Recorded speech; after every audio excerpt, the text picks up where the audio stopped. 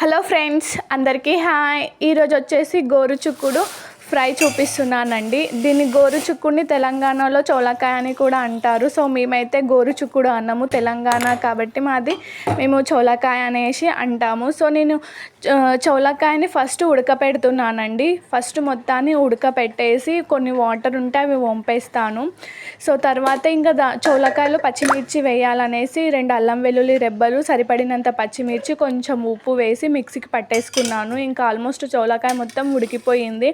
ఇంకా onions cut చేసి పక్కన పెట్టేసుకున్నాను. అదే బౌల్లో చోళకాయకి సరిపడినంత ఆయిల్ వేసి, ఒక 2 ఆనియన్స్ వేసి, సరిపడినంత ఉప్పు, పసుపు వేసి, పచ్చికారం ఎంత సరిపడుతుందో అంత కరికి సరిపడినంత పచ్చికారం వేసి చోళకాయ చేస్తున్నానండి. ఆల్మోస్ట్ ఇంకా చోళకాయ రెడీ అయిపోయినట్టే. ఫస్ట్ మనం చోళకాయ ఉడకపెట్టుకున్నాం కాబట్టి ఆనియన్స్ మగ్గిపోయేలోపు